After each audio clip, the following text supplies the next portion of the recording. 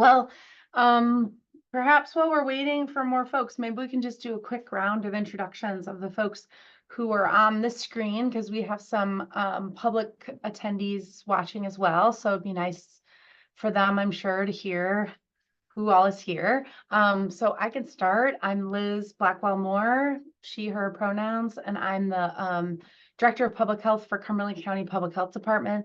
And I'm also a member of the Maine Recovery Council and chairing this ad hoc prevention work group. So thanks for being here today. So how about I just go around in my squares? So April, do you want to introduce yourself? Yes, of course. Hello, my name is April Hughes. I use she, her pronouns, and I'm the Associate Program Manager at Healthy Communities of the Capital Area, primarily serve Kennebec County. And I oversee our tobacco and substance use prevention programs. Great, thanks. And Mateo. Hi, I'm Mateo. I'm a member of the Kennebec County Youth Advisory Board. We're run under the HCCA where April works. I was also previously an outreach intern for Flavor Stick Maine Kids, the coalition that's trying to end the sale of flavored tobacco products. Yeah. Great, thanks, Mateo. And Andrea.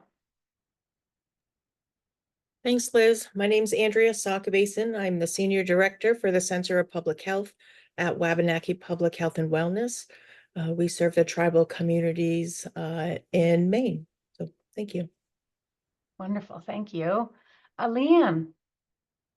Good morning, happy July, whatever day it is. And I'm Leanne Dodge. I'm the program director of SOPA Unite. My pronouns are she, her, and down here in South Portland in our 8th year of our coalition. Great to see everybody.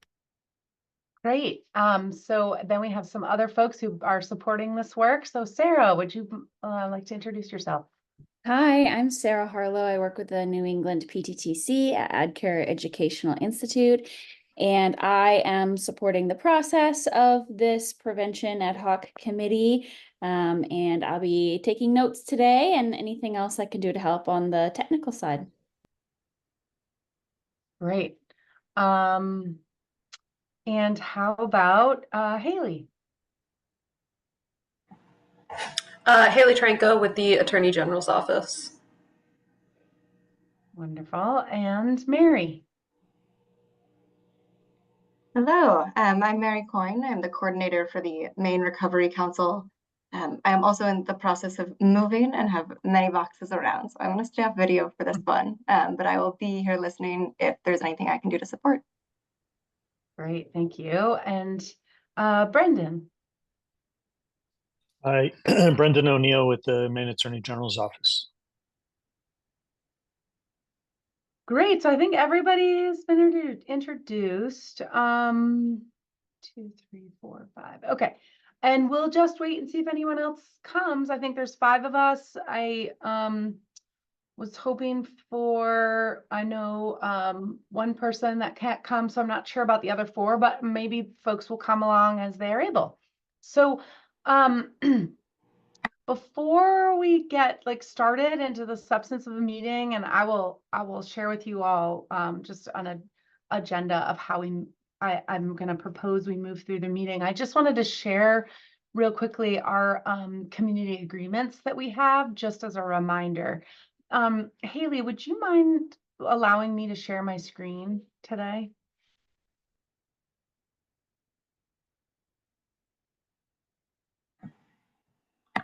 Should be all set.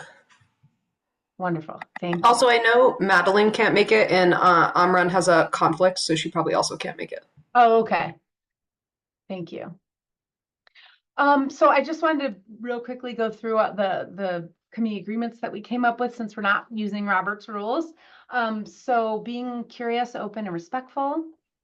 We're going to honor we hope to honor the complexity and the fact that as individuals, we do not know it all. We are taking care of ourselves and each other, listening for understanding, not disagreement. We're taking space and making space for folks to have their voices heard and also ensure that our own voice is heard. We're bringing a spirit of creativity and collaboration. we're taking the wisdom and leaving the knowledge, which I think we've come to understand as being not necessarily sharing all the details of what people share in this space, but certainly sharing all the wise words and nuggets that we learned from each other and helping each other to be mindful of jargon. Does anyone have any additions they wanted to make today or any comments they want to make? And I see that Jamie's joined us. Hi, Jamie. Would you like to introduce yourself? Hi, sorry for being late. I had trouble signing in. Oh, sorry. Jamie Comstock. I am with the city of Bangor. I'm the health promotion manager. I think it's me. I think the trouble is on me. So I don't know that that's necessarily true, but I'm just gonna look really quickly one more time at my email to make sure that everybody else has gotten in. Okay. Great. Well, we're happy to have you here.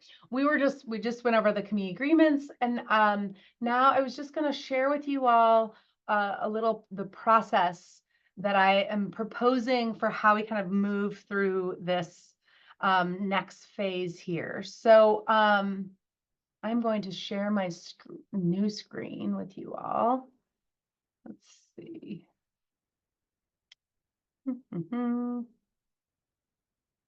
This one. All right.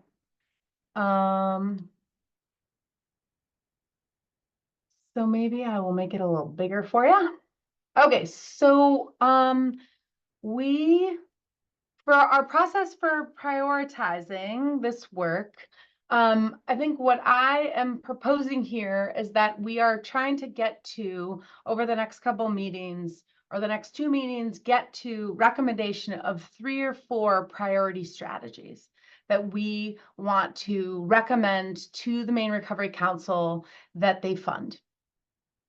So my proposed process, which I've started, you all have been kind of on the, we've talked, it's not like this is new. We've talked about this, but I just want to share again, like how I'm thinking we get there in the next couple meetings and offer, and please, if you have suggestions for where we go from here and how we do this in a different manner, I'm all ears. You know, we can make changes on the fly. I'm also trying to create some structure so that we can have our input we can figure out how to have all this input and then come up with 3 or 4 strategies, because we had a very long list of gaps, which is telling and I think says a lot about how much need there is in the prevention space, but also how do we move ourselves to the place where we're able to find some consensus on a couple. So before I continue, I just see that somebody's joined the call from a phone, and I'd love to give you the opportunity to introduce yourself. Hey, it's Brendan Schaffler from Healthy Oxford Hills. Sorry, I, for some reason, couldn't join via the Zoom link. So here I am on the phone. Oh, great. You know what, Brendan, did you join the Zoom link that was in your calendar invite, or did you do the one that's through email? Yeah, so I got the email this morning from the Zoom, Yeah. But for some reason, Ray was asking me to log into an account that doesn't exist. Yeah, so I'm not sure what it does ask you to verify based on your email, so it won't work if you tried on your phone. But if that ever happens again, just go straight to the agenda, click on it from there, and I can upgrade you as a regular participant to a panelist. Yeah, thank you. It did ask me to enter my email, but then it asked me to kind of create an account for Zoom, I think, which I don't have before I could join the call. Okay. It looks like Melissa's having some issues too. Would you like to join via just the regular link, Brendan, so that you can be on a computer and see all the things we're going to be doing today? That would be super helpful. Yeah, Okay. if I can find where that regular link is.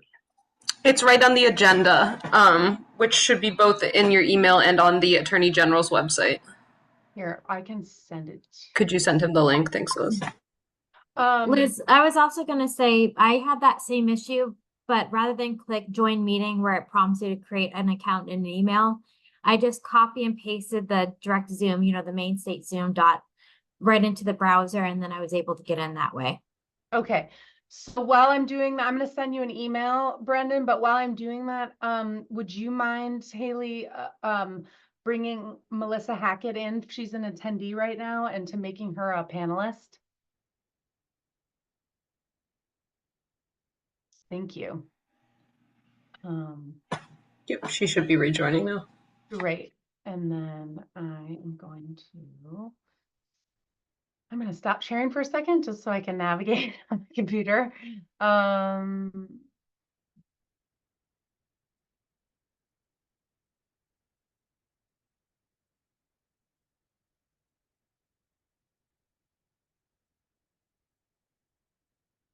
I'm just trying to find it for you, Brendan, just a second here. Thank you very much. Yeah.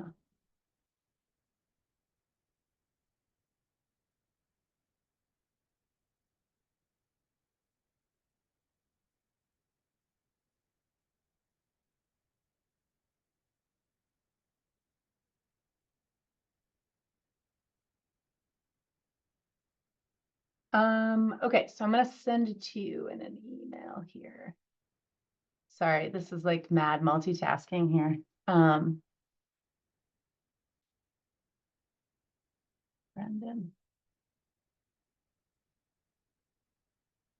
Okay, should be able, and then we will see you in a moment when Haley brings you back in. Did you just let me know if you don't get it? You can email me back, Brendan. Hi, Melissa. Hi, everyone. Sorry to bomb with the tech issues and slow the meeting down. Glad No to be here worries. with you. Please, we're happy to have you. Do you mind just introducing yourself? Yes, my name is Melissa Hackett. I use she, her pronouns, and I'm the coordinator of the Maine Child Welfare Action Network. Awesome. Good to have you. I was just going to go back to kind of our process here.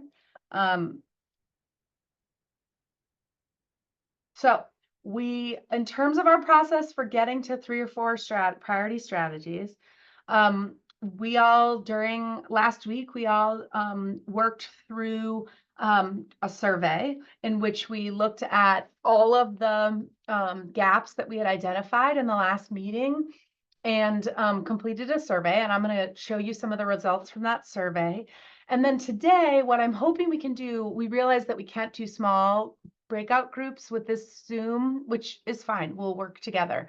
And so I think what we'll first do is we'll look at this full list of the ranked list, and then we'll have the opportunity to kind of ask for clarifying questions or, make some statements about different rankings. And then I think we're going to work together to see if there are any identified gaps that are either duplicates or connected and that could be merged, where we could merge some language into one gap statement. Once we agree upon that list of gaps, our process, I'm recommending that we do this process of turning gaps into desired outcomes. I think it's really hard to find strategies to address gaps. It's a little easier to identify strategies that have the desired outcomes that we want. And so we'll do some work to put the gaps into desired outcomes. We had thought about, should we put them into SMART objectives, which might just take a little too much time. I think this desired outcomes just helps us get to starting to think about what are we looking to see happen, and what are the strategies that we can be doing to make those changes. So I sent you all, or it was embedded in your the survey, a little process by which we can do the gap to desired outcomes. So we'll work through that today. And then once we have those desired outcomes, the idea is that we will start to really discuss what are the potential strategies for each of those desired outcomes. And by the end of the meeting, my hope is that we'll have a shorter list of outcomes and potential strategies. Hopefully no more than 10. Realistically, it would be great to have no more than 10 that we're looking to do some further research and consideration. So the idea is then that that's like kind of our first round of really identifying what are some of the most important gaps and desired outcomes and strategies. Then in between the meetings, the idea is that we can continue to do some work on researching strategies that can help us get to our desired outcomes. We have the support from PTTC to help us, but if you all as work group members have knowledge and resources and research about those strategies, we will welcome you to be sending that during this month between the two meetings. And then during the August 20th meeting, my proposal is that we then look at the strategies and we start to really prioritize them based on not just importance, but we also bring in this idea of feasibility and the fit with this funding, so that we start to prioritize them, like what is really feasible for us to be doing across Maine and what fits best. Because not all of the things that we identify as strategies will fit with the purpose of the funding or the timeline of the funding. And so we'll do that in the next meeting. And my hope is that then in that next meeting, we're really able to kind of vote for 3 or 4 strategy recommendations. So I know this is kind of a lot to throw at you in the beginning of this meeting, and I think there's time to change this process, especially in between meetings. So, but I want to give people a chance to kind of say right now if there are some changes or adaptations that you'd like to see, and see how people feel about this process for getting there.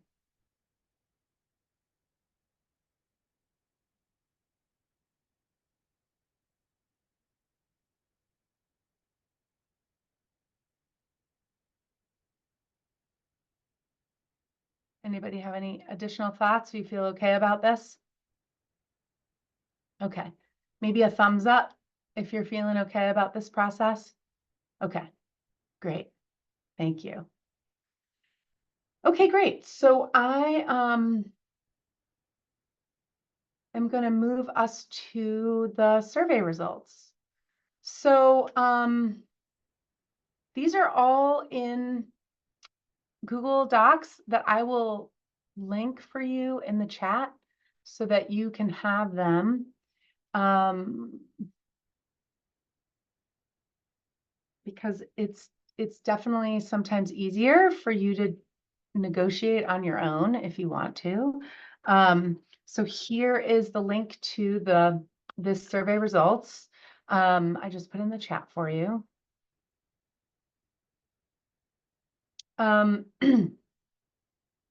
So one of the things we had you do some ranking by the different topic areas, and I was hoping that might kind of illuminate some things, and I will admit that it didn't illuminate as much as I thought it might.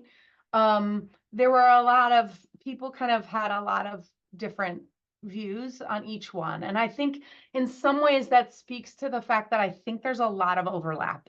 And so you could choose one and it kind of meant the same thing as another one. And so in that way, I think this first part didn't illuminate as much. I think here in the community conditions, in the community space, there was more folks who said that their first choice was that we need an emphasis on upstream community conditions.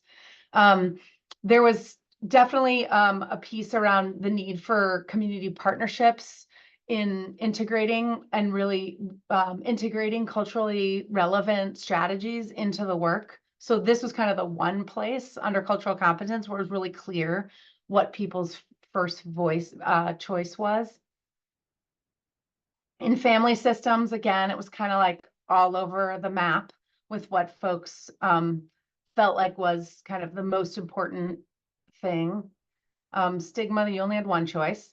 And then again, in the schools, there was some more folks chose as their first choice the need for educating schools on the importance of BSUs and GSTAs. Sorry, you can't read the whole piece there, but that's what that one is. And in youth engagement and young adult engagement work, there was a little more folks who believe that we should be working on supporting children whose parents are affected by addiction and opioid use disorder. I think there was more coalescing around the gaps when you had the chance to vote on what were your top 5 gaps. And so this is the full list, and I have it, and it's really, I feel like it's really hard to read it like this. It's just a lot of information. But you'll see that the ones on the top, there are 5 on the top that had more than 1 vote. So the need for more emphasis on upstream community conditions work and the need for more community-led strategies that improve community conditions had the top votes. And in many ways, I see those things as pretty connected and maybe the same thing. So we can talk about that in a sec. And then the list below, and so you'll see there's things, there were some family gaps that were voted high, and then and actually, Sarah, we didn't talk about this, but the prevention providers need more support on effective strategies and engaging diverse populations. It was in 2 different places, so it actually got 2 votes because it was under human infrastructure capacity and under cultural competence. And then the rest of them all had 1 vote. So somebody voted that these were in their top 5. So if you don't mind, I'm going to keep moving to how I have it organized in a way that kind of, I think, helps see it a little better. And so I put them kind of into some groupings. Trying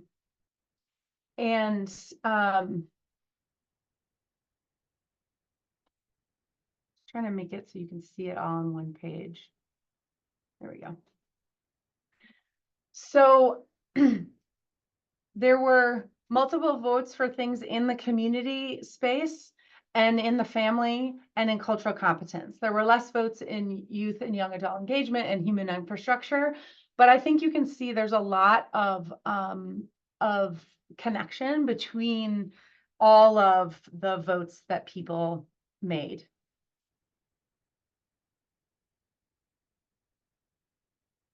I'm going to propose that we do some work to find some connection between these things and kind of reword some of them to bring in some of the other, like the overlapping statements that some of them have. And I have a worksheet that will help us do that together.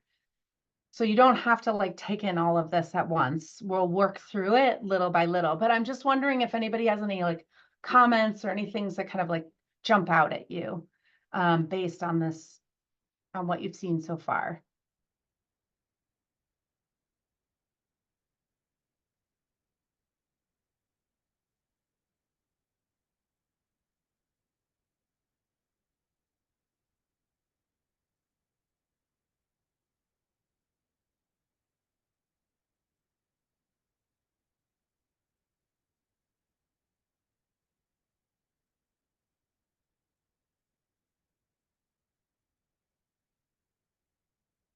All right, well, I think I'll keep going and then we'll get into more conversation and stuff when we kind of work through them. There were also 15 items that were not identified as a top 5 priority, and those are listed here.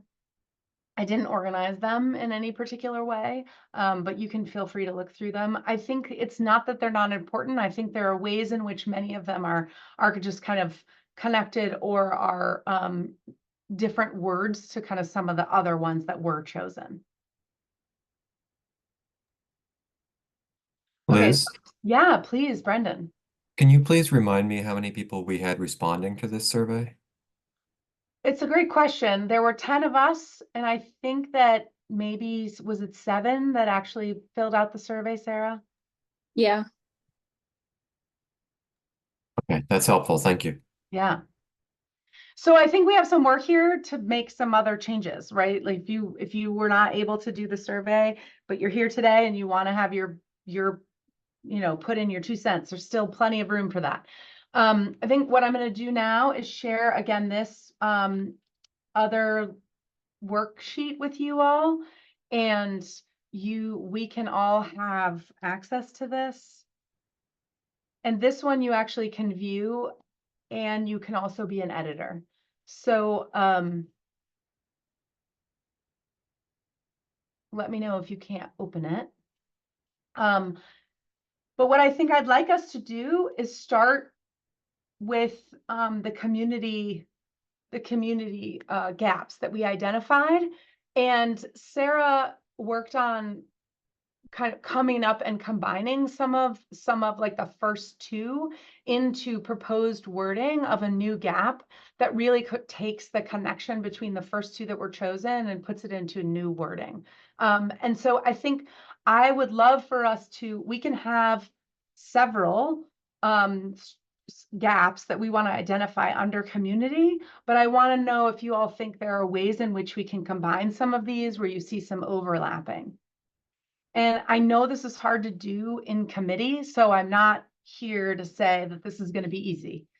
This is complicated, so I think I would love for you all to like step in if you want to, you know, literally start writing some words down on this Google sheet. I've shared it with you so that we can do this together, and start finding ways to put these together and find gaps that we can agree upon.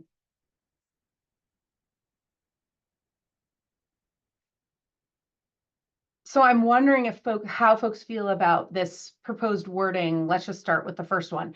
Need more emphasis on upstream community conditions work that is led by community and supported by prevention providers. And essentially it combines the first two.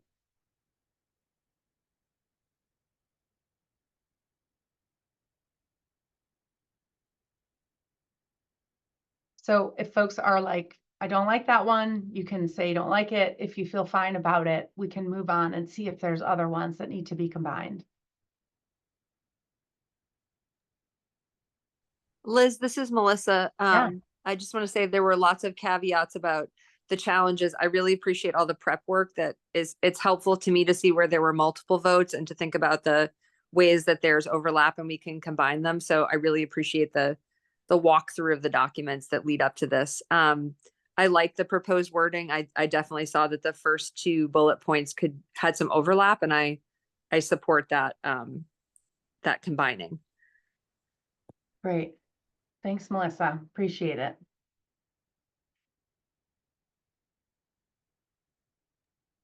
I also wonder, Liz, ahead, if April. the three, I think it's the fourth bullet point down, the need greater focus on community specific prevention efforts might also be included in some of that upstream community conditions work. Because if we're working on community conditions, it should probably be community specific. Yeah. As well. I was thinking about this one and trying to think about like, is it almost inherent in the fact that it's community led that it would be community specific? Yeah. And that maybe it covers it without needing to change language, or do you feel like you want to put in the words community specific somewhere?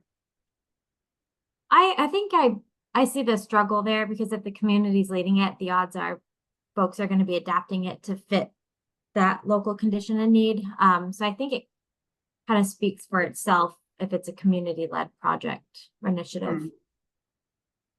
Other folks have thoughts on that? If you want to have it specific to say community specific? I think I'm okay with it the way it's worded right now. Okay. Me too. Okay, great. And Liz, right, what you mentioned the word inherent, and that makes me think part of that second bullet point is that little bit about needing to have the capacity, right? I wonder if that is something that intentionally needs to be included, or if that can be inherent or assumed.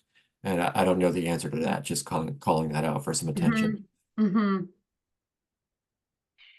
Yeah, I think the supported by prevention providers was sort of the idea that they had the capacity to do it, to do that work of supporting, right? So, because in some ways this is about the prevention providers, but we could also put that in. And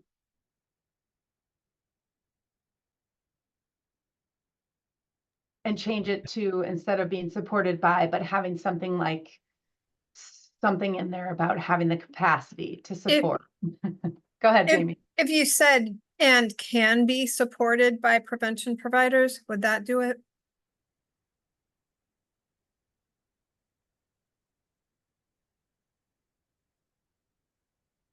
Mm,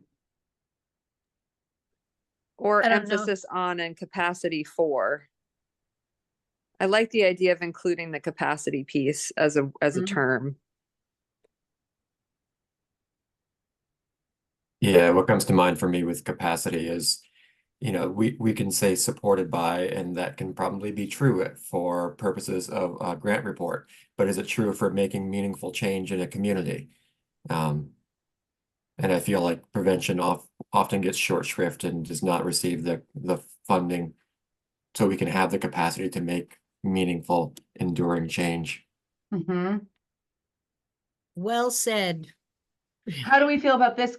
You know what? We're also going to turn these into desired outcomes. So in some way, you can add them a bunch of these parts in around the capacity. Like the desired outcome will have that we will have the capacity.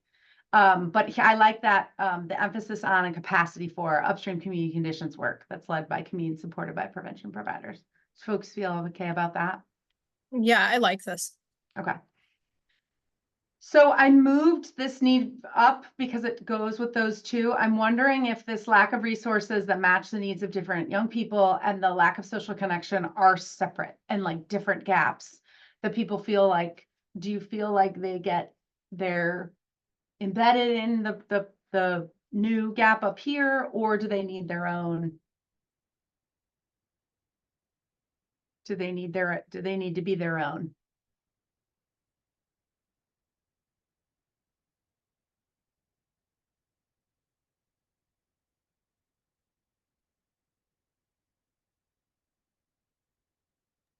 Liz, is there a way to do like a big daddy one with a couple little descriptors under things? Or I mean, that's kind of what this is, but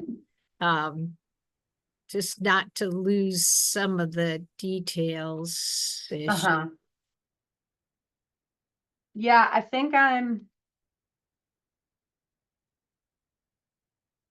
I want to know how people feel like about this gap. Do you want to keep these two gaps as in the list in the running right now? They each had one vote. Do they feel like we can come back to them? Do they feel like things were not ready to scratch? We want to keep them in still because I think these get moved to be, oh gosh, I can't do it. It's not letting me do it. But these get to be are like under this one. So now does this need a new, do we want to keep this lack of resources that match just for now? And lack of social connection, because those feel pretty separate. If I had voted, I would have voted on lack of social connection. I don't know that if the question is, does it go here or not? That's, I don't know. But that is one that is a very strong one for me. Great. I mean, we're also coming back to these eventually, right? And like it's saying like desired outcomes. So I think we could definitely look at those later and be like, oh, we can fit that into what our desired outcome looks like. Great. I like that. So maybe like tabling them for now, but not like getting rid of them, Uh-huh. Sounds good. I don't know why these won't let me move them separately. They're not. Okay. How do people feel about that?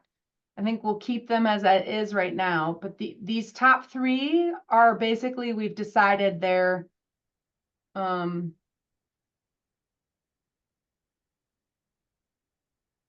not great in this in Google. I'm much better in Microsoft. I'm sorry. I'm trying to do some things here that aren't working. Are you just trying to like delete them?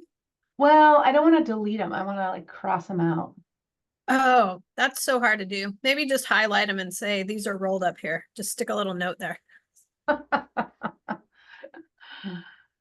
Okay, perfect. Thank you. Somebody else, Anonymous Dragon, you're helping me out. Thank you. Okay, so we'll keep these other two. And actually, maybe we'll just upgrade them like that. Okay, thanks. Yay, team.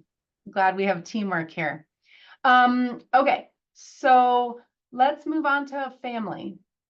So again, we have these two with more than one vote, need for two generational approaches to prevention, and children whose parents are affected by addiction need more support and resources. And we did some proposed wording of change to need more two generational approaches to prevention with a focus on children whose parents and guardians are affected by addiction and need more support and resources.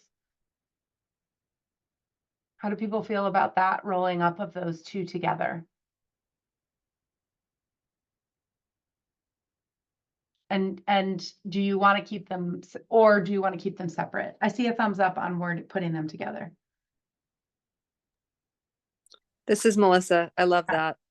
Okay. Anyone else have any comments against rolling them up together?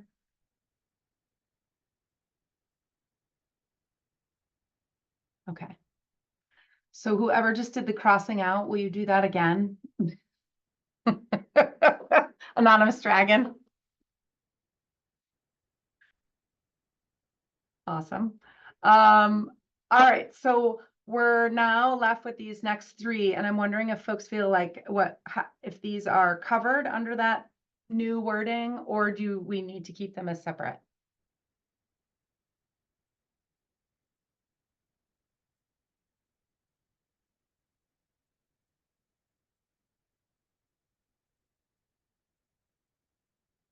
I feel like with economical like conditions and stuff like that, like or economic, sorry, I feel like that needs to be somewhere in there. Like there needs to be some, say of that, because it's like, yeah, we can work with them on it, but how do they, take time out of their life too, while still supporting their families?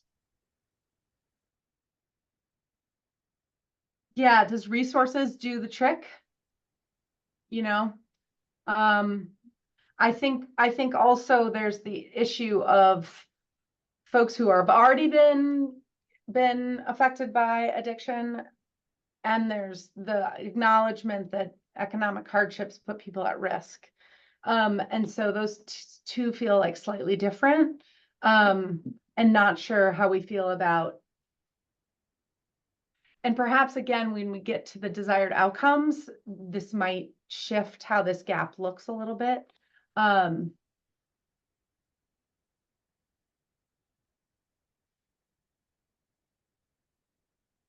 Yeah, sorry, I'm done with my thought. It was really not a complete thought. I guess for me, I just don't know how you would like group them together well while still keeping like the details that are needed. Do you know what I mean? Like there's like a lot of detail there that is very important. And I think, grouping them together to bring it down kind of, I don't know, gets rid of that vocal point. Mm-hmm. So I don't know, maybe we just need time to sit on that one. Mm-hmm. Yeah, I agree. And I think my head was going where yours was, Liz, and I'm not sure I can articulate it better, but I think the proposed wording kind of talks about a secondary prevention approach. And I think some of those other, that next bullet point is really more like at risk versus then already impacted in some way. Right. Okay, so maybe we'll just leave this one on its own. And how about this lack of support? I sort of felt like this one was covered a little bit in here, and the parents and guardians affected by addiction and need more support and resources. Do people feel like that is covered, or you would like to keep it separate?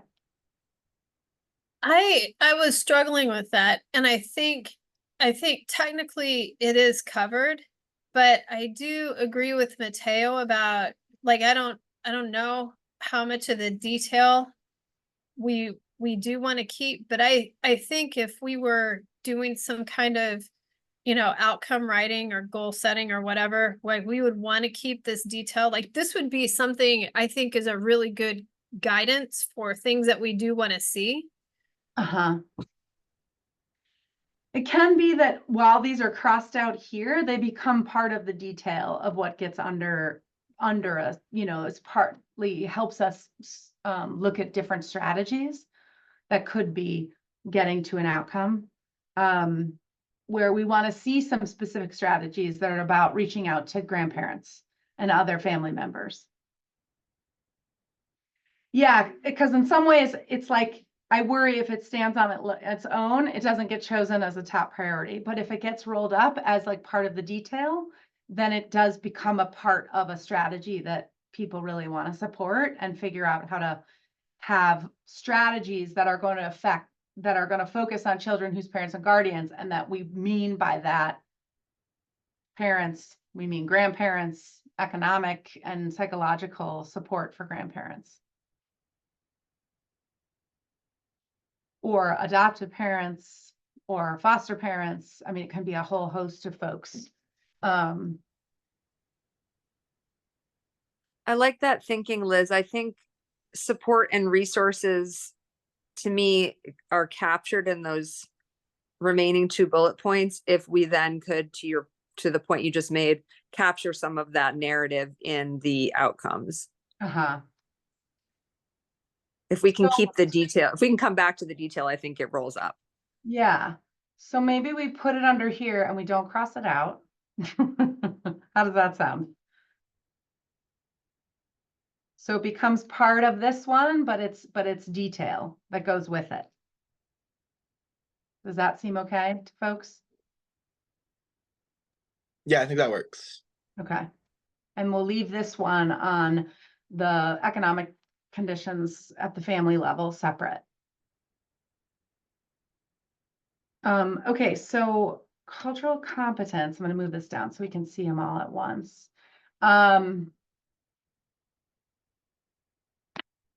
There were 2 votes for needing more support on more effective strategies engaging diverse populations, need for culturally relevant programming, and the need for more social workers, kind of specific workforce that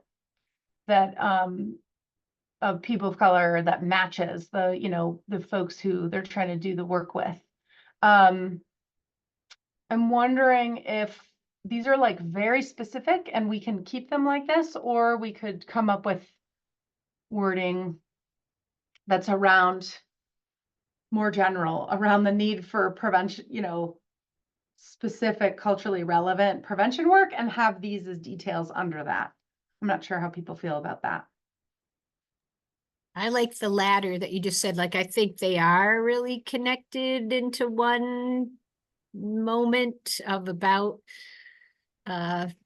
diverse population, so that you don't have to go, yeah, and the prevention providers need to have, it can all be like, you need more capacity to do this work specifically. I think it could be into one. Do you have a suggestion for the wording, Leanne? Or anyone have some I have a suggestions? suggestion. What if we went like prevention providers need more support on effective strategies that are culturally relevant and evidence-based? And I don't know about the last one. Yeah. But like something that like includes the fact that prevention providers need culturally relevant programming all in one. There's a part of me, I will say, Mateo, that I appreciate that. And there's a part of me that doesn't want to limit it to prevention providers, because I think there's this need for funding. Maybe we need to like branch out, like, because the prevention providers don't know how to do this, or aren't the ones who can do the culturally relevant programming. And so there's a part of me that wants to make it more general. Go ahead, Leanne. Oh, so could you say prevention providers and social workers, or another word for social workers needing more support, or youth serving people, or whatever word that sounds like social workers. I like what you were saying, Liz, because what I find is that we work a lot with different organizations who have access to populations that we don't have access to. And so if they were armed, such a horrible word, sorry I said that. If they had prevention training, like, we could like exponentially reach more people if we were able to train more people in prevention who do have, you know, that kind of access to some of the populations. Yeah, for me, it's like there's prevention is not just it's not just the content, it's the deep relationships with people and the knowing the cultural context in which people live, and that those things are like of equal importance. And so how do we, yes, train prevention providers in culturally relevant work and strategies, but also provide resources and capacity and actual money to folks who already have the relationships or deeply embedded in community to be able to have the resources to do prevention work, like with the knowledge. So it's like a both. I think sorry, I love what you were coming to, Liz. I feel the need for the word collaboration or coordination between, and I think Brendan put in the chat something like between prevention providers and community partners, because I think we want that information and that partnership to be flowing in both of those directions that you named. Yeah. Okay. I was also going to mention that I can kind of see this being two different things, right? Like there's that education piece, like why do we need culturally relevant programs or adaptations, amongst the prevention professionals and other organizations, but also looking at what some of our current prevention programming and initiatives are. And there is a need to modify what we're currently doing. So I do see like two separate things there. Is the education, the prevention providers, and the people piece, but then the actual prevention initiatives and programming itself. Like we have, and tobacco, these are just random examples. We have the My Life, My Quit program for young people who want to quit tobacco, but it's not necessarily completely culturally relevant because the kids are saying in GSTAs that we would like more modified programming that fits who we are. So that means that we need to tailor that kind of program and work itself too. So I can see two pieces emerging from this, looking what we're currently doing in prevention, modifying our approach, but then also educating prevention professionals and community members and organizations as well. Do you think we could we roll that up into an and? I'm sorry, Liz is taking like notes and fast time. Please, well, I'm trying to come up with something here, but please, Melissa. But I wonder if it's like, so collaboration and coordination between prevention providers and community partners to develop and implement culturally relevant programming. I'm really eager to roll all the things up into one. So tell me, anyone, if you think that isn't it, but.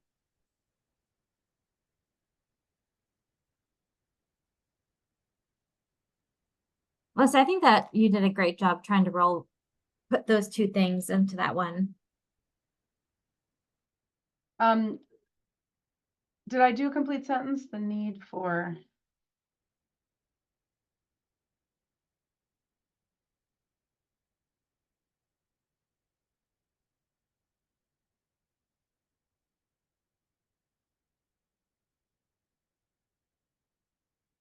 How does that look? I think we should add on the end after culturally relevant programming to state that reflects the communities they serve, because cultural relevance is going to be different, amongst diverse populations. So just wanted to add that point. Great. Love it. How do we feel about that? Okay, we did it. We're doing it. I know this is not easy, but we're doing it. Okay, so these are gonna roll, these all kind of roll up into this one. Okay. Kind of getting rid of this proposed wording.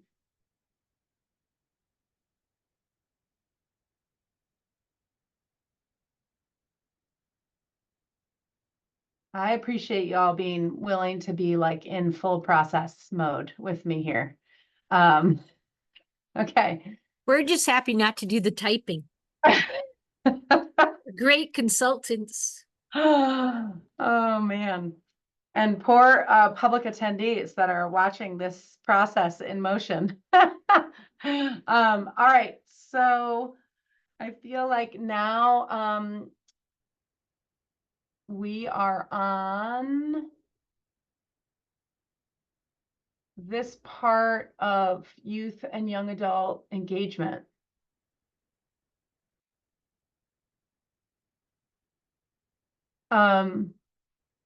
These each had one vote and they're all seem slightly, well, the first two definitely feel like different to me. I don't know if folks have thoughts on how we think about this grouping. I had no proposed wording, no real thoughts on this one.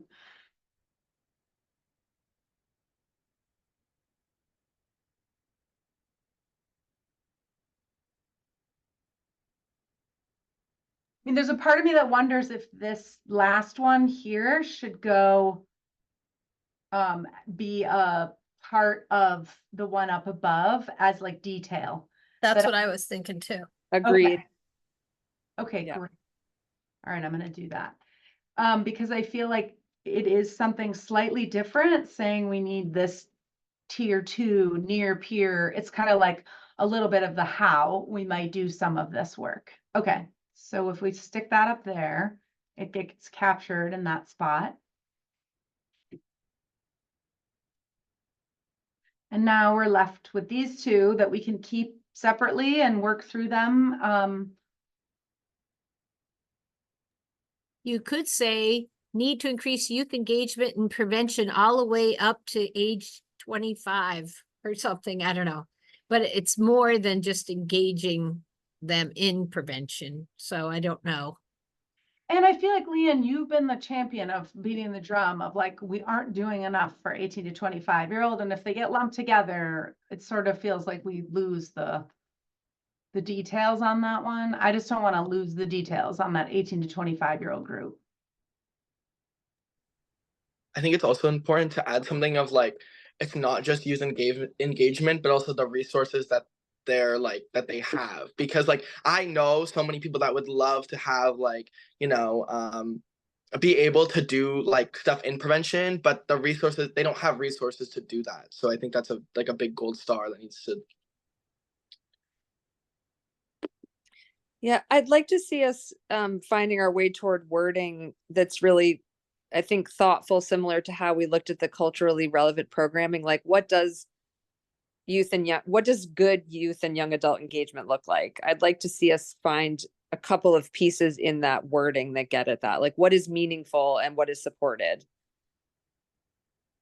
Do you think it would be helpful? I mean, we're gonna get into some like deep wordsmithing here when we get into desired outcomes.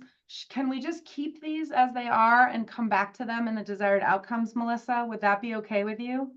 Yeah, I just don't want to lose it. I feel like it's important that we just develop it a little bit, and it doesn't have to happen here. I'm just naming it here. Yeah, we can do it now if you want to. We want to keep doing it. I mean, we could say something along, like we had said before, like to engage and collaborate with youth and young adults and engagement, work with that youth and young adult language. I'm losing it as well. Start off strong and then you fizzle out.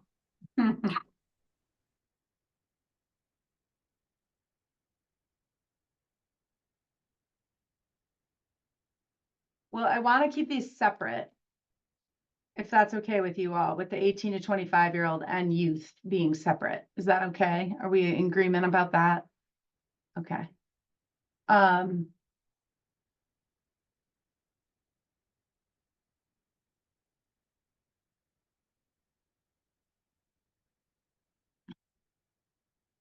Yeah, I'm not sure. Do you have other thoughts here about what should go here, April, or somebody else? I'm sorry, I'm not sure what to change in this increased youth engagement and resources.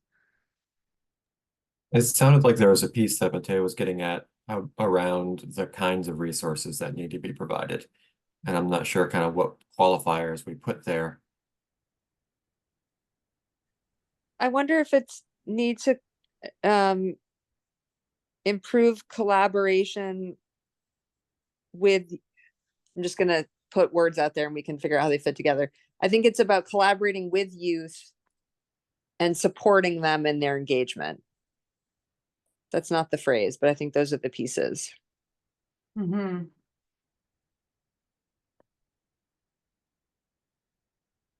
Yeah.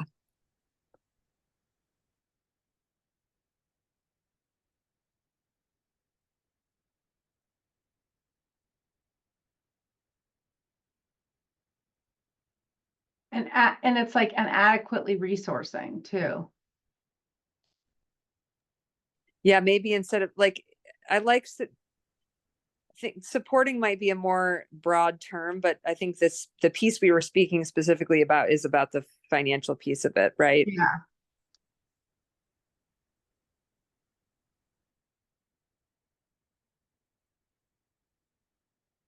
Yeah, because it's like once they've identified things they want to work on, then it's like we need to make sure there's the funding to then do those things that they've identified as the need. You know, like if the need is that if it's that it's third spaces, that's not school and not home, then they need the money to then create the third space or have the third space. Or if it's culturally relevant food that's most important, then it's like there needs to be the resources to make sure that there's culturally relevant food in the school, or, you know, whatever it is that gets identified as the thing. And just supporting the young people who are involved in that effort in general. So like if we're hosting planning meetings with young people and they have to travel there, could we get them a gas card? How are we providing or funding their time through stipends? Because that is a lot of extra work on an already full plate of things to consider. Yep. Okay. Okay, I think we're going to keep wordsmithing these and we can move them into desired outcomes. Are we okay with leaving it as it is right now here? Okay. This last one, there was one vote for need more collaborations across the SUD continuum. Folks have any thoughts? We just like leave it as is?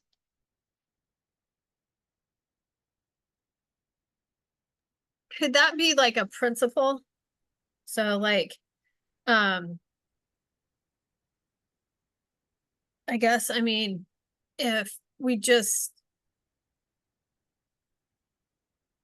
stick that in there right now, oh, I'm just gonna stop talking.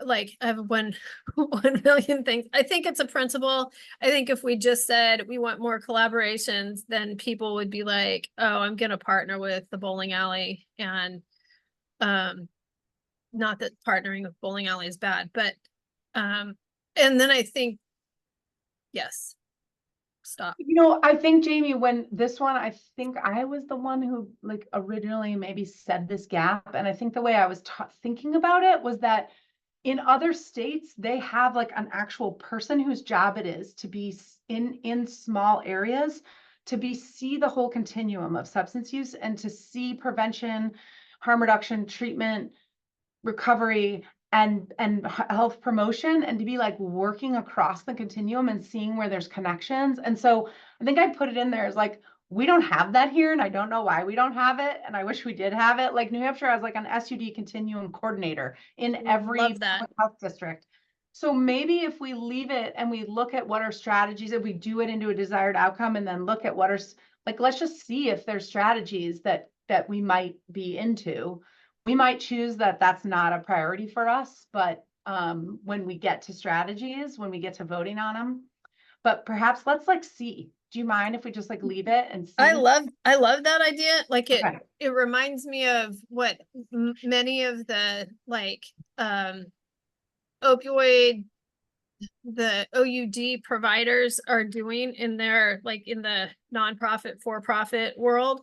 Like they all have partnership development people whose job it is to do exactly what you're talking about. So yeah, I think it is a huge gap.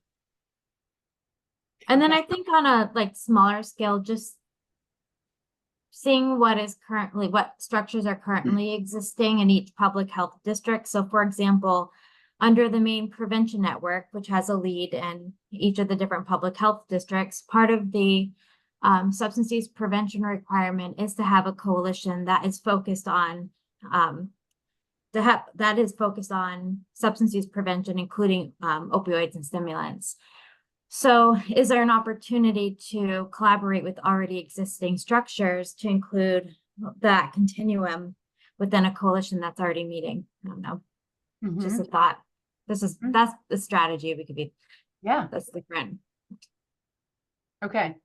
Great. Liz, can I just name one thing just when I read this, and we can wordsmith as we go, but when I read this and your explanation was really helpful, I think when we talk about collaboration, it's often implied that it happens amongst the folks who are already in the spaces. And what you talked about was additional capacity to coordinate and support collaboration. So I just don't want to lose that in the thread. Okay. I like it. Thank you. I think it'll be good to unpack continuum for the fans at home as well. Just so that when the public is seeing any wording related to this, right, it makes sense to them as well. Yep, totally. Well, I think we'll get into that now in the desired outcome. So now we did a lot of wordsmithing. Thank you all. I'm going to number these now because I think it'll be easier to call them out as numbers. They're not in order of importance. They're just for numbering.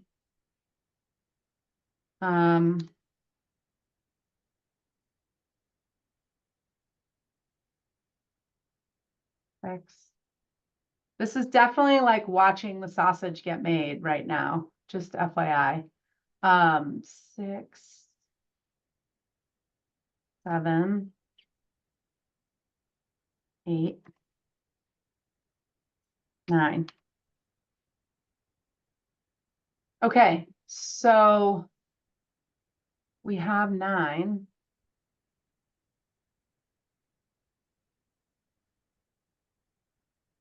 I wish I could get them all. Maybe I can on one space so that, but I don't want to lose the little details here.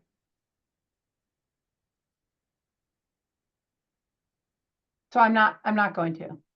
I'll do it later, but I don't want to lose the details. Okay, so we've got 3 under community. On community conditions work, we have tiered systems of support for young people, resources, lack of social connection. We have 2 under family, 2 generational approaches, and then economic impacts. We have 1 under cultural competence, under collaboration and coordination, and culturally relevant programming. We have 2 under youth and young adult engagement, and then 1 under this capacity for collaboration across the SUD continuum. How do people feel about those 9 gaps? We're going to move them into desired outcomes. Are we missing anything? Does anything feel like, how come we didn't get this one?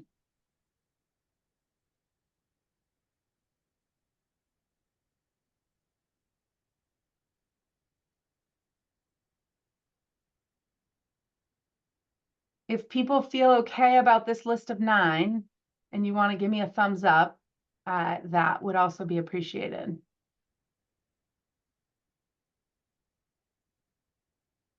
I just see like random floating thumbs. I'm assuming that's, it's so funny that it's not on you anymore. It's like separate floating thumbs. Okay, great. Okay, so it's 12:10. This is going to take me like a minute or 2 to transfer these down into these boxes down here into doing gaps and desired outcomes. If you want to start thinking about them, great. I'm going to move them down here. And while I do that, please feel free to eat, go use the bathroom, get some water. Does that sound good? And we'll regroup in 2 minutes.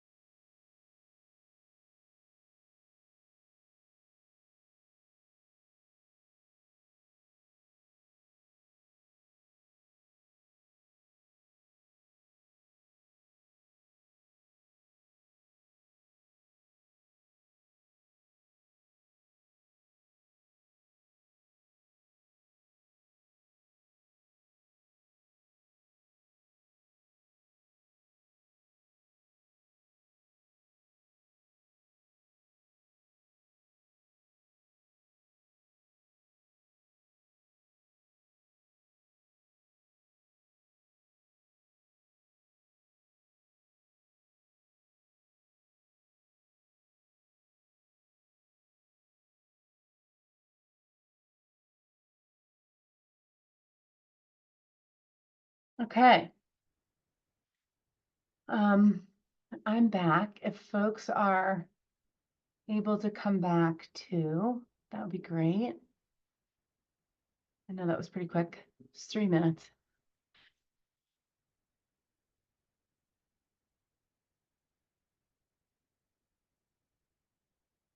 I'm going to share my screen again.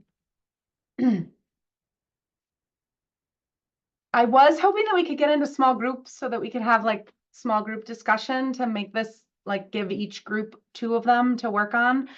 We can't do small groups, so we're gonna have to make do with doing it together, just to, like bruise our togetherness, I guess. So we'll have to just keep doing group wordsmithing. We can also, if folks have thoughts, if they had worked on any of these or have thoughts along the way, you could start plugging them in as we go so that we can move through it. The idea is that this isn't supposed to take like a really long time. It's just supposed to try to get us to having desired outcomes that then make it easier to find some strategies for. If people feel like this is not a useful, I guess I want to know, do people feel like this is a helpful use of our time to do this, switching it into the positive? You do? Okay. I just want to make sure that we're all on the same page with that. Okay. All right. Let's start with this one. So I have these examples up here that my colleague Bridget helped me with to try to figure out, need to increase youth engagement and prevention. Youth are engaged in substance use prevention is the positive opposite. And then we kind of filled it out. Prevention is informed by the experiences and expertise of young people. Young people have the skills, resources, access to decision-making opportunities, and support to make positive changes in their community. That was sort of our version of, and again, we were just trying to like fill it out into what we wanted to see. Here was the community-led strategies. It turns into, prevention providers have the capacity and skills to build relationships and facilitate community voice and decision-making. And then young people live in communities with community conditions most protective of substance misuse, and community members have the capacity and resources to continue to make improvements. These are examples. They're not perfect. They were just examples to help us move in that direction. If you like them, we can use them. If you don't, we can start from scratch. I think this first one was need more emphasis on and capacity for upstream community condition work that is led by the community and supported by prevention providers. Do people have thoughts or want to write in positive opposite? If we don't need the positive opposite, we can go right to desired outcomes as well.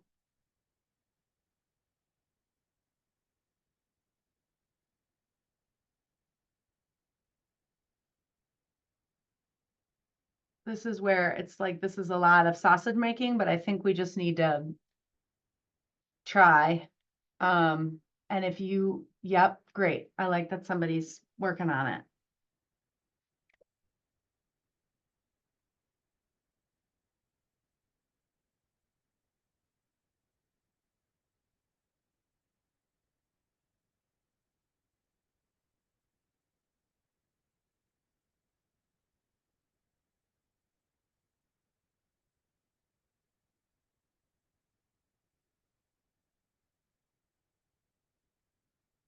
Anybody want to give it a go or not really?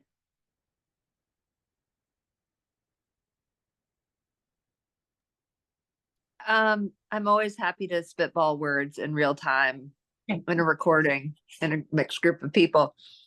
This is Melissa.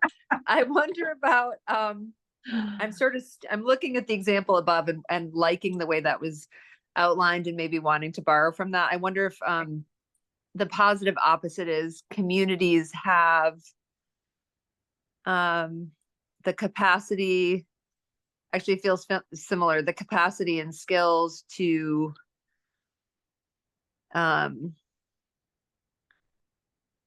educate and support. This is where I'm going to lose steam. This is about understanding, right? So for community conditions work. Well, it doesn't have to be understanding. It could be on like actually doing it. Yeah. You know, it's on capacity. It's having the capacity. So have the Mhm. capacity and skills to lead.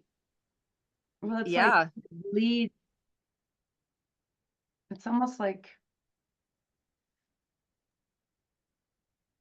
to make, Oh, To improve conditions, right? Sorry, yeah. go ahead. No, go ahead. To improve. I do wonder if that one could almost be a part of mine. This is just me talking out loud too. Part of desired outcomes. Because if we're looking at flipping that gap, then the opposite of what we currently have would be an increased emphasis and capacity for upstream community conditions work that is community-led and supported by prevention providers, which would lead then to the outcome of having the skills, prevention providers have the skills and capacity to do that work. And we can wordsmith that. It's just thought.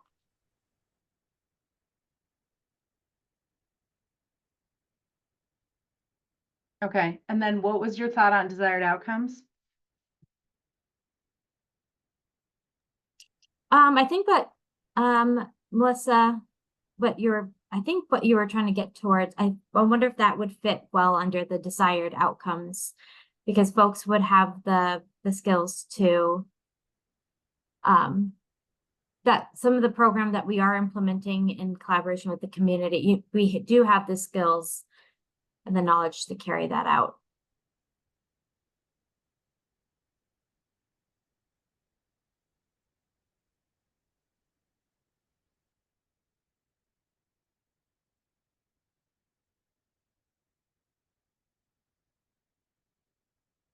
Mm-hmm. There's a part of me, so I think I struggle. This is where I think we were like brewing on, is the desired outcome that they have the capacity and skills, or is the desired outcome that the community is like good and Oh, like like a thriving community, like yeah, community like thriving thriving. community. Yeah. So like Interconnected, like an interconnected, thriving community, right? Yeah. Because if you think about it, when you look at social connection and some of the works that folks are doing around the mattering piece, everyone feels supported, like they matter in their community. There's interconnectedness between the schools and the people and the community and the organizations, that we're thriving, that all individuals in the community is thriving. So it doesn't have to be just young people. It could be people. All people, everyone. Yeah, I think that's important.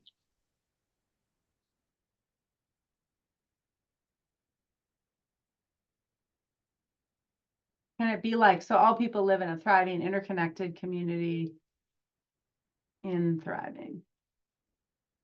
Interconnected communities where, can we say where community conditions, where they have the resources and the capacity to continue to make improvements to community conditions? Or do you want to just say where there are community conditions that are most protective?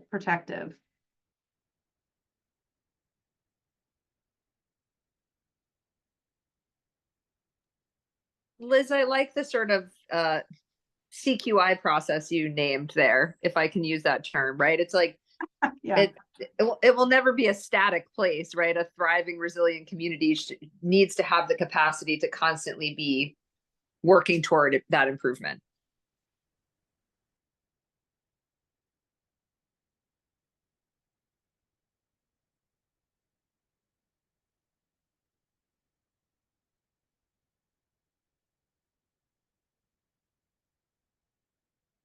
Yeah, because I think there is a good amount of, there's a solid amount of research about what a thriving and interconnected community looks like that's most protective. So I think we'll be able to find some research on strategies that are really connected to that. So I'm thinking about that too as we do this.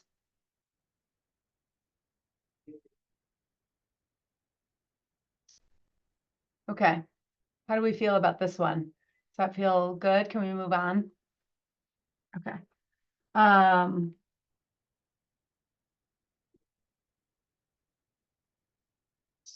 So, I mean, we can just like flip these, like it doesn't have to be super complicated to flip them. So we can just say, there are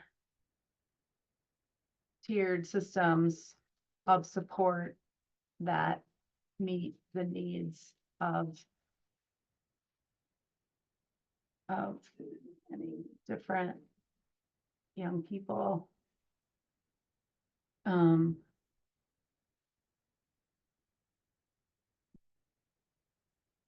Sufficient, or is sufficient a terrible word?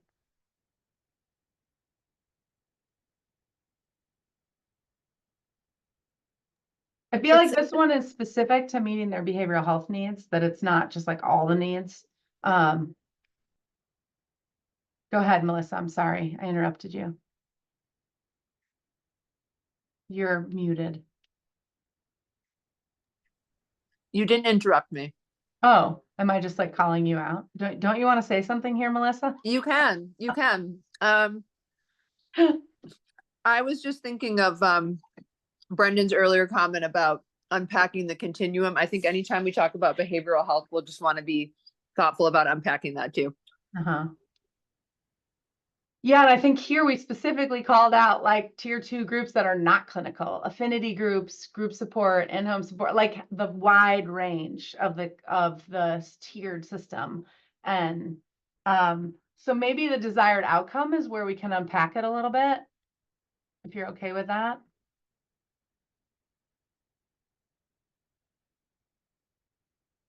So what would it look like? What's our desired outcome here?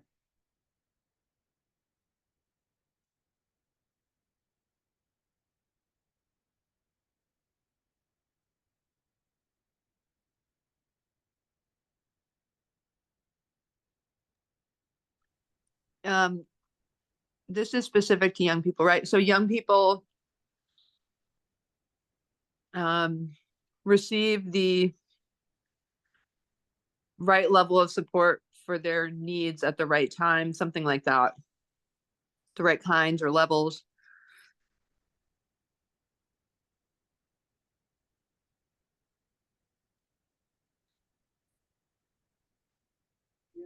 Can we put receive? I don't know. I have a hard time with receive for some reason. Can we put have access to? Or just Or have, or just Yeah. have, yeah. I guess have. Yep. Yep.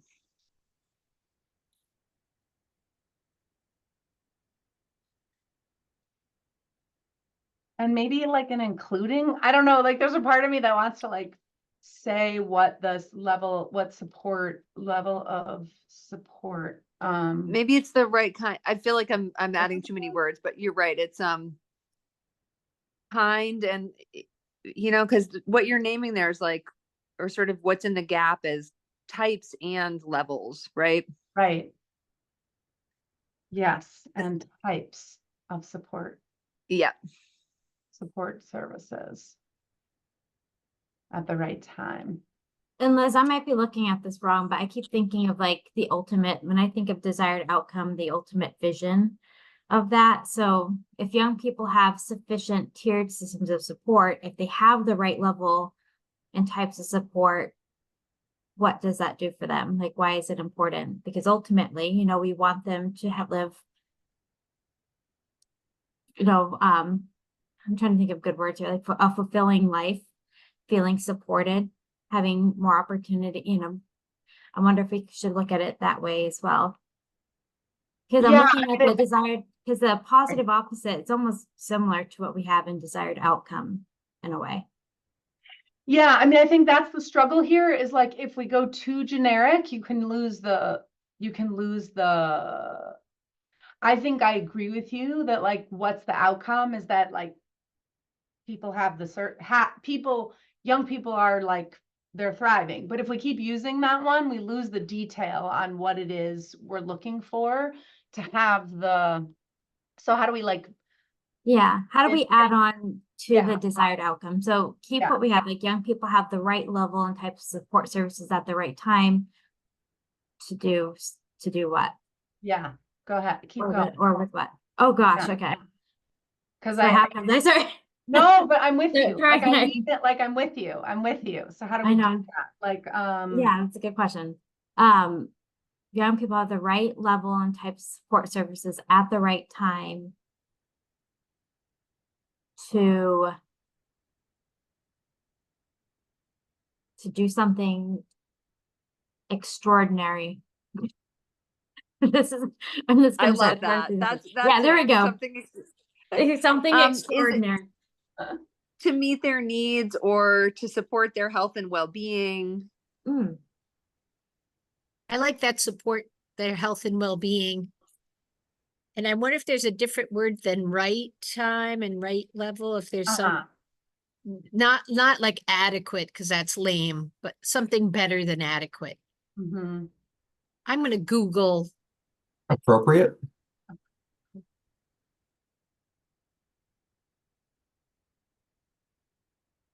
Well, that makes more sense than right. At the. Yeah, what's another word for right time? Oh, I think when they need it. Timely, when they need it. Nice.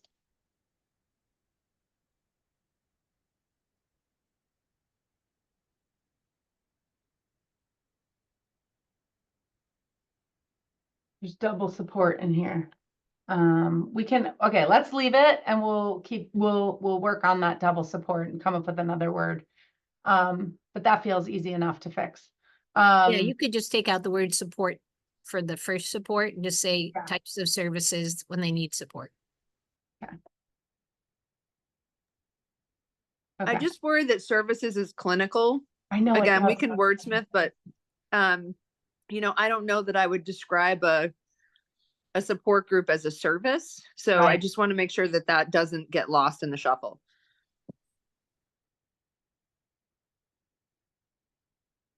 Yeah, because like an affinity group and a tier 2 skill building group is not a service.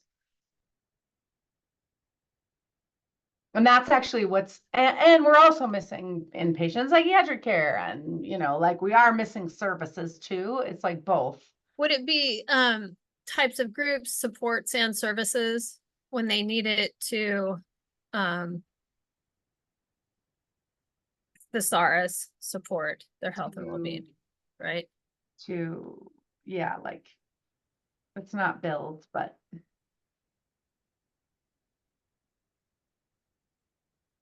we'll come up with a thesaurus word for How support. about, I mean, Jesus, young people have the appropriate level and types of group supports and services when they need them.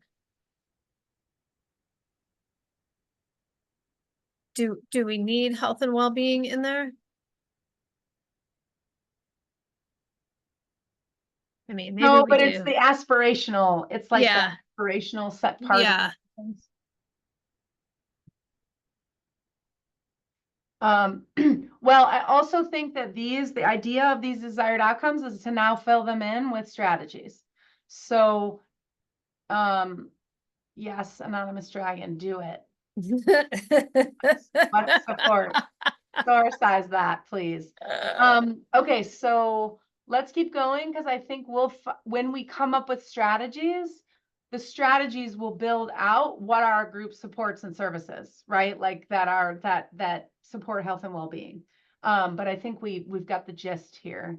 I'm mindful of the time. I don't want to do these on my own, people. I'm just telling you right now.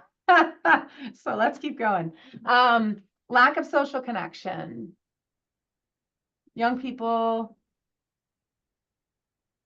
third space type of thing, males and resources okay. This one was like, I captured it into a stream of consciousness in some ways and didn't try to alter it. So what do we think about positive opposite of this one? Like young people have strong. I think it's more than young people though, Liz. I think that's a descriptor of, we're talking about men, we're talking about parents and caregivers.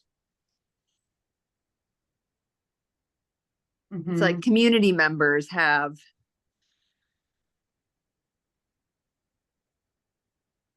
Community member, just people in general, yep.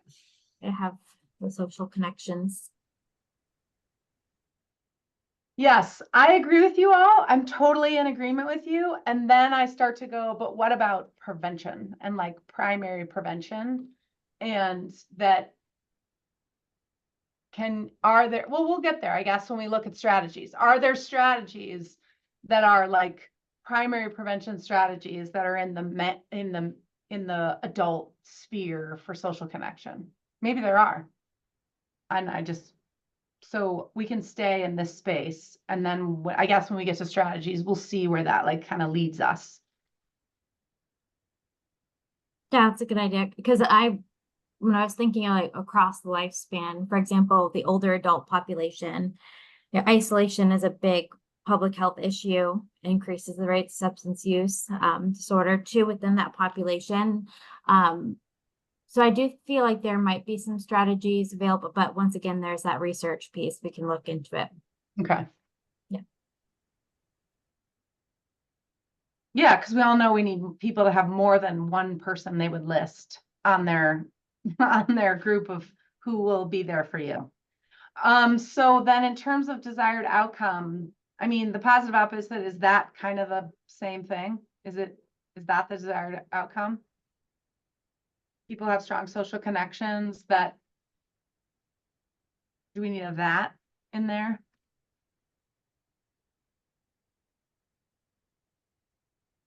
That support their health and well-being? Yeah, I think that their health and well-being would be appropriate, knowing that individuals who feel connected to another individual, other communities are less likely to have adverse health outcomes.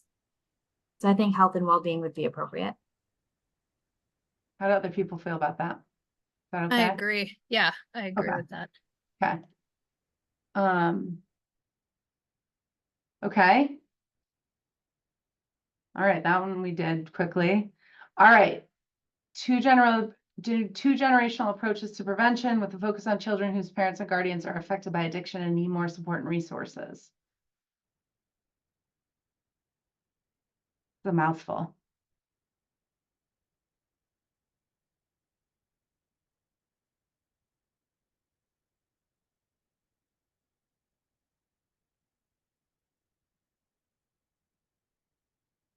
All right, this is probably a silly question, but I'm going to continue to blame COVID. But when we say generational approaches, what is that? Generational, like individuals, like two generations of people? Yeah, I think the idea here is that we often do prevention with kids.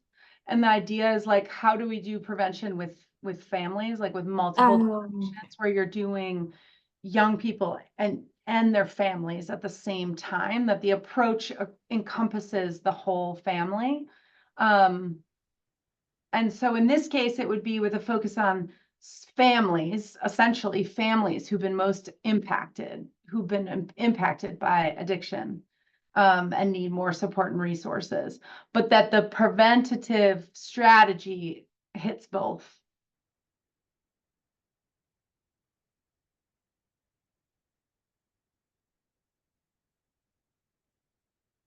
I mean, I think if two generational approaches to prevention, we can just turn this one pretty easily. But now, what does it look like? What's the desired outcome we want to see here? I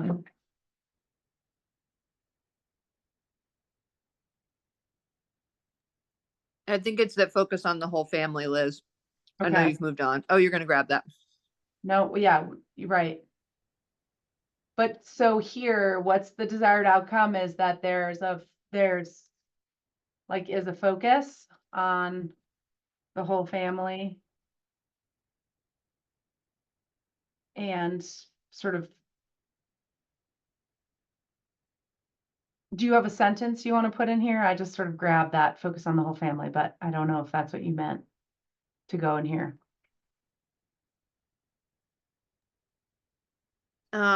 I meant it to go in the second bucket, but now I'm trying to make it work in the third one. Okay. I think maybe it's the desired outcome is that I'm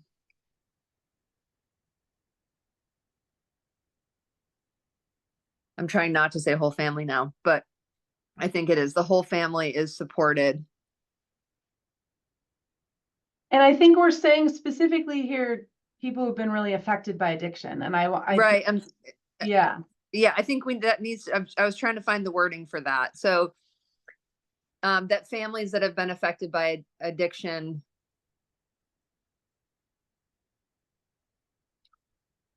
Can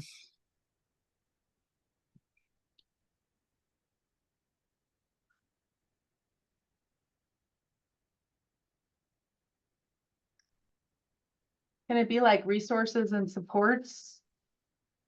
Or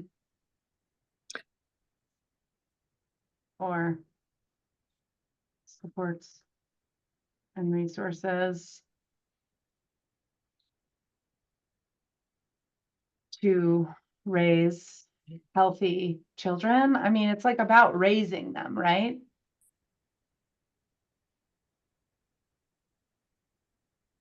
Yeah, I was gonna say thriving.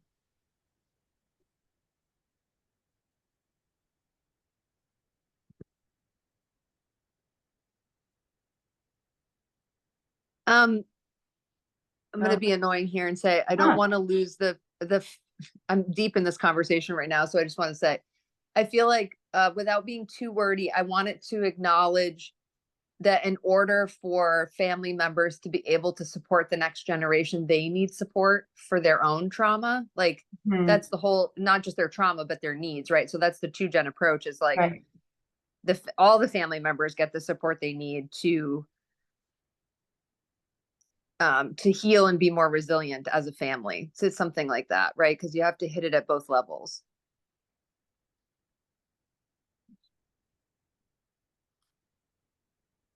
I love Yeah, that family resilience piece, Melissa. Yeah.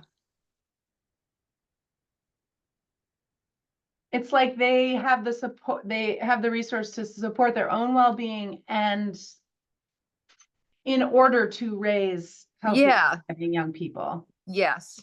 Mm-hmm.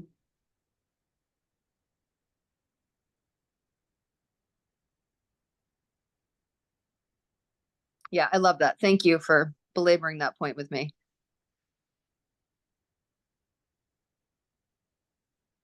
Okay. How do we feel about that? Okay.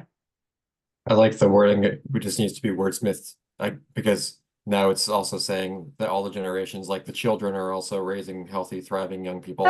Well, but yes, you're right. While we move on, yes, you're right.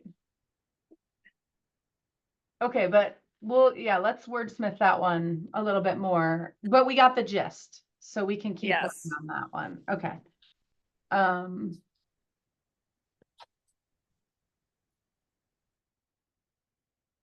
Okay. All right. Oof, what do we've got? 1, 2, 3, 4, 5 more. Whew. This is hard. I mean, I feel Liz, like it is hard. Let me just say, just in terms of looking at the ones that are left, I like what you started doing. Like, I don't think we need to spend the most time on like the flipping of the first square to the second square. And maybe it's like the outcomes feel like the trickier thing and the thing that we really want to be able to articulate. Okay, so let's skip that and like we can just move to that because just for time. But I do feel like as much as this is hard and we're getting somewhere, I think what we'll have to do in between meetings is we're gonna have, I think if you all are willing, I think we're on the hook for really trying to deep dive for the next month and what our strategy is that could be useful for these, like could address these desired outcomes. And that I was hoping we could get to some of that now, but in some ways it's like we have to all go off and think about it. And then we'll spend the next meeting like digging through some of those strategies and hopefully you know, we can all do our share of digging of strategies and sending them to me and Sarah, and we can collect them, and we can collect them in a place that people can see them so that you could be adding to them as we go. How does that sound? Where we use a Google Doc and we add them to it. And Sarah and I can work on developing that outside of after this meeting where people can then add in. Okay, I see thumbs up. Okay, great. So I think if we finish this, we'll be in a good spot to do that next phase of strategy. And we do have 2 more meetings set up. So if we need to use that last one for a little more voting and bringing it together, we can. Okay, so not enough acknowledgement of the impact of economic conditions at the family level that are, so what might we want to see here for our desired outcome? It's like economic security, right? In some ways, it's like we want to ensure all people have the economic security to meet their basic needs their basic needs. or thrive. Yeah, I Yeah. like that, Liz. I was going to jump in and say, I feel like acknowledgement is not enough there in the gap. Like it's that we want families to experience less financial stress that can that makes well-being challenging, right? So the outcome is that more people have financial security. Yeah.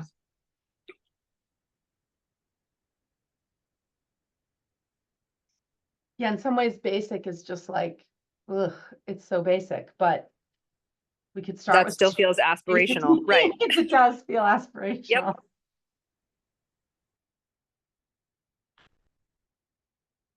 Anybody have any thoughts, any additions or additional things they feel like they want to have here?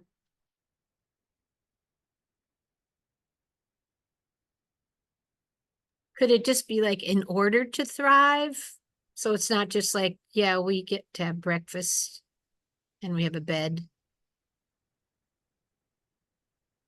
A little bit beyond just Mm-hmm. 3 huts and a cot. Mm-hmm.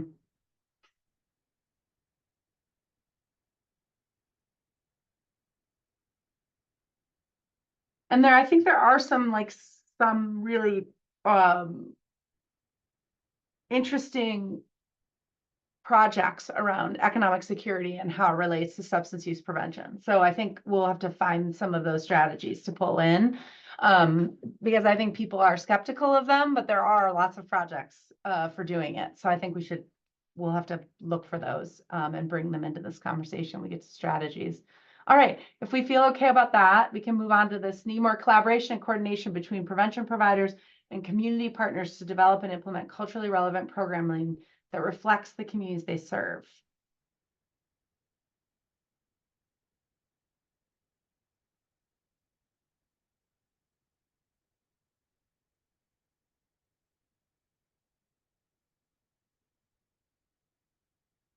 This one, it's like in some ways you want to see that like all people, like all people have programming that matches their cultural norms and but I feel like there's something I don't want to make it so aspirational that you lose the detail of this being like things need to be super specific and people need to learn. We really talked through this one nicely. I feel like how do we bring what we were talking through into this desired outcome? Because yeah, Liz, there's almost 2 desired outcomes here, right? Like the way we piece this together is like that prevention providers and community partners will be able to provide that programming that ensures that everyone feels that they have access to supports that meet their cultural identity. Feels like almost 2 pieces. Maybe it's not. Maybe it's one that leads to the other, but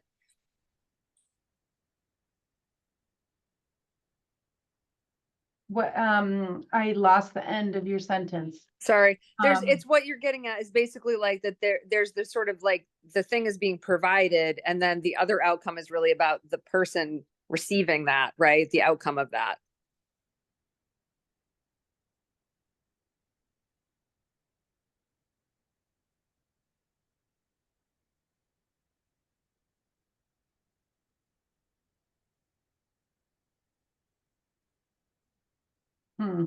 Yep.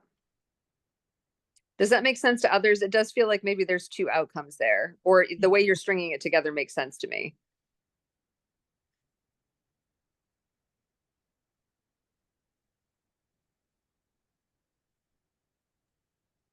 Yeah, I think, yeah, from the earlier conversation, we talked about, start off with prevention providers needing the education and knowledge to implement culturally relevant programming. But then we needed to collaborate with community partners and the folks that serve different populations. And then it's the programming itself, making sure that we can work with folks to tailor specific prevention initiatives to reach the right people. And then I think I was going somewhere with that, but I'm not sure where. Mm-hmm. Our brains have been thinking hard for a little while now. I know. Yeah.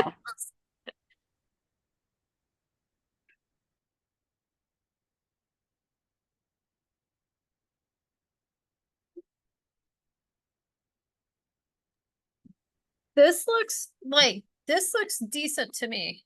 Like, also knowing that we will all go back through and read through them. And maybe we could go back through and read through them from the bottom up instead of from the top to the bottom. So we'll start getting tired around the same spot. Okay. I don't know. Yeah. That's okay. This one needs some work. That's pretty good though, Liz. It's a complicated one. And so I like the idea of, we're trying to get a first pass at this and we'll be able to come back to it. Totally. Okay. This 18 to 25-year-old one, it had a lot of like details in it, but maybe it's just, yeah,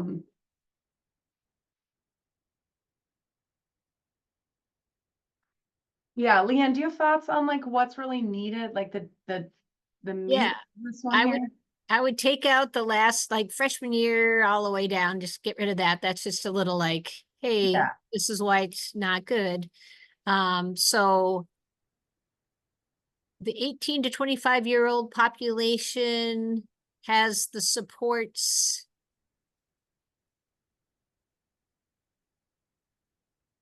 needed or necessary, whether at the college level or in the real world. I don't know what you call it if you don't go to college, Hmm. or in the working world, or again, like, college students are in a riskier environment, but there are resources sometimes on a campus where there may not be any real resources really easily attained out in the real world for that age group, which is the highest risk using group. Mm-hmm. So somehow, it has supports programming. I don't know. I was trying to think of like, because we want to make sure it's like really, it's almost like culturally relevant programming and supports and to that age group. Yes. We need right, something their really culture. different. Yeah, that they're in. And I don't know if it's programming or supports and opportunities for.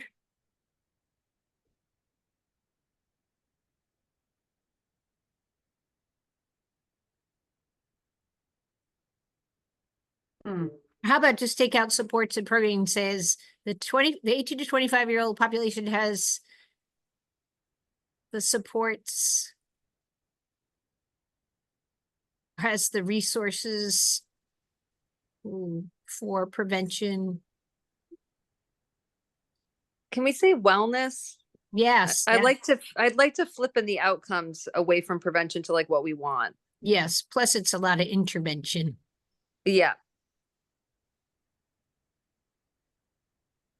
And then just take out the to prevent and just say they have has resources for wellness. Can we put it like in these settings? Yeah. Mm-hmm.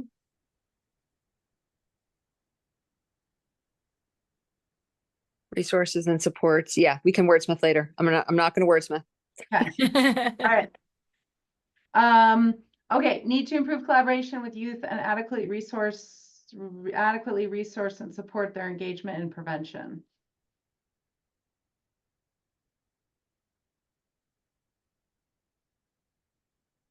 The desired outcome is that youth are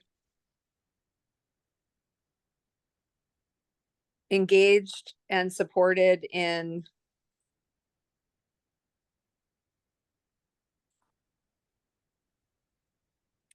what young people need to ensure their health and well-being. My words are getting tired. I know. What did we come up with up here? We did this one. Oh, I love that. Do you? I Yeah, actually Yes. love that one a lot. Yeah, Okay. that's good. That's a fresh brain. That was a fresh brain. That's a friend. And I like that because that's really about their involvement in prevention. Yes. Not so much to them, but with them. Yeah. Yes, I love that. Thanks, Bridget O'Connor. Okay. She's really good at this sort of wordsmithing business. Okay. If we're okay with just like leaving that for now, and we'll come back to Yeah. it. Okay. Need more capacity to support collaborations across the SUD continuum. Stick it in there like you want it. Put it in there. I know, Brendan, I need how do we like deal with this continuum business?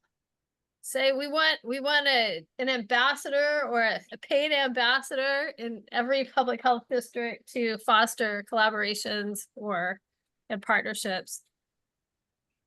That's perfect.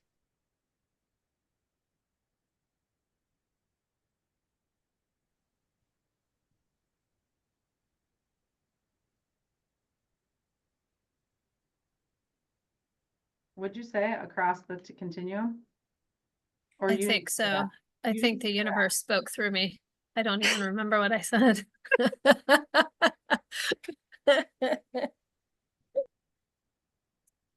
But we need to fix this continuum business. But we'll do that another time. Yeah.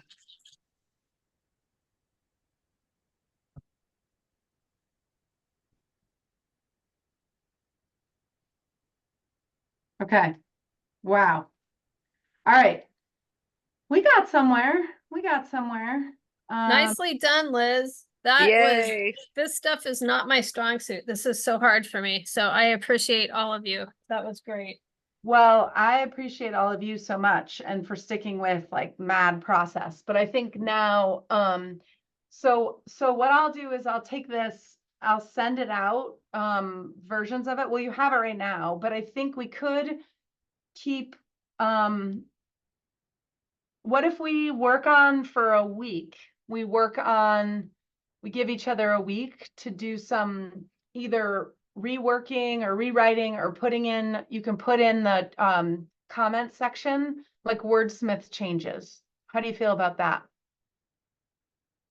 If like this week we do that, and then we'll have the next 3 weeks for, I'll put these desired outcomes down here, and we'll start listing potential strategies.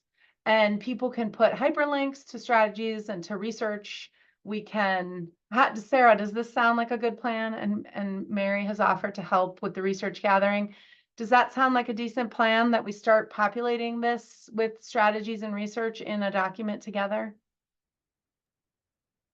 That works for us, and we can talk through a little bit more, Liz, after how we can best support that. Okay. Okay. Well, if folks want to do that, I can send out some, like we can think through it a little bit while you all are doing some wordsmithing.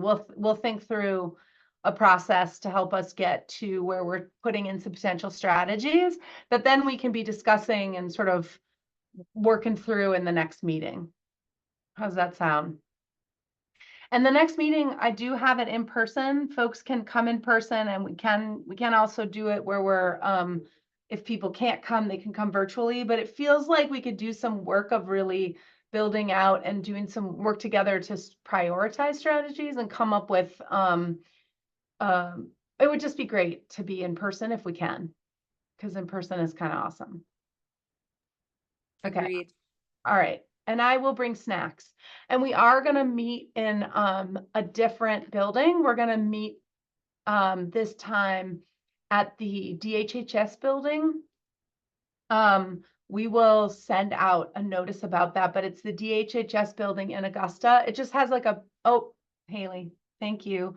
109 Capitol Street in Augusta. We'll send that out, but it has a great meeting space, and the Zoom it's just like a little easier to deal with the technology in that space. We can have 2 boards, so if people can't come in person, you can be up there, and we have an owl and all set up there.